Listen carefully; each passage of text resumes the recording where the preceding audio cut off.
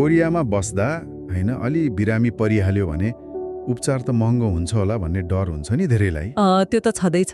तर के थाहा छ, मतलब सामान्य स्वास्थ्य जाँचदेखि लिएर खोपसम्मका कति धेरै महत्त्वपूर्ण सेवाहरू एकदमै कम पैसामा या सित्तैमा पनि पाइने ठाउँ छ। हो नि। आज हामी त्यही कोरियाको सार्वजनिक स्वास्थ्य केन्द्र अर्थात् भोगेन्सो भन्छन् नि, हो त्यसले विदेशीहरूलाई दिने सेवाबारे अलि गहिरिएर कुरा गर्दैछौँ। हो, र अचम्मको कुरा के छ भने नि, कोरियामा स्वास्थ्य बिमाको पैसा नियमित तिर्ने धेरै विदेशीहरू हाम्रै नेपाली दाजुभाइ दिदीबहिनीहरू पनि होइन, उहाँहरूलाई यी सजिलै पाइने भोगन्सोको सेवाबारे मतलब सस्तो वा सित्तेमा पाइन्छ भन्ने कि त थाहै छैन कि त प्रयोग नै गर्नुभएको छैन जस्तो लाग्छ। ए हो र? यो एउटा एकदम महत्त्वपूर्ण तर खै धेरैले वास्ता नगरेको जस्तो स्रोत। त्यसो भए आज हाम्रो उद्देश्य नै यही जानकारीलाई अलि प्रष्ट पार्ने हो।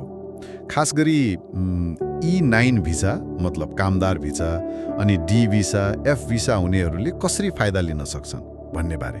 हो, ल सुरु गरौँ न त सबैभन्दा आधारभूत सेवाबाट, स्वास्थ्य जाँच गङ्गाङ गम्जिन भन्छ नि, यसमा के पर्छन् त?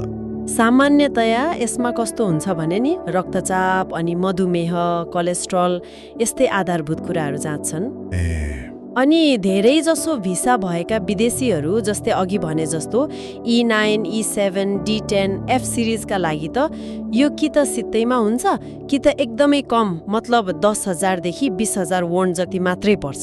ओहो, त्यो त एकदमै राम्रो भयो नि। हो नि। अनि यो किन महत्त्वपूर्ण छ भने खै नयाँ काम सुरु गर्दा होस् वा भिसा थप्दा होइन, वा यसो आफ्नो शरीर कस्तो छ भनेर बुझ्न पनि त चाहियो नि।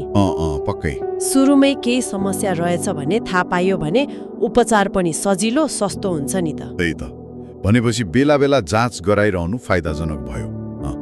स्वास्थ्य जाँच बाहेक खोपको पनि सुविधा छ भनिन्छ नि, येबाङ जप्चुङ। बिल्कुल छ, बिल्कुल। हेपेटाइटिस बी अनि रुगाखोकीको मतलब फ्लूको खोप, मौसम अनुसार अनि कोभिड-19 को खोप, यस्ता खोपहरू पनि कि त सित्तैमा कि त त्यस्तै 10,000 देखि 30,000 वोन जतिमा लगाउन पाइन्छ।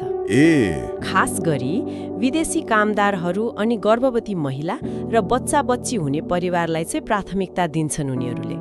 कोरियामा यो हेपेटाइटिस बी अलि बढी देखिन्छ क्या, त्यसैले यसको खोप लगाउनु त एकदमै राम्रो हो नि। यसले त कामदारको स्वास्थ्य र काम गर्ने क्षमता दुवैमा राम्रो असर पार्छ। गर्भवती महिला र शिशुहरूको लागि चाहिँ अरू के सुविधा होला नि त? गर्भवती महिलाको लागि त झन् जस्तै आइरन चक्कीहरू दिने होइन, अनि पेटको बच्चाको स्वास्थ्य जाँच गर्ने अनि बच्चा जन्मेपछि चाहिने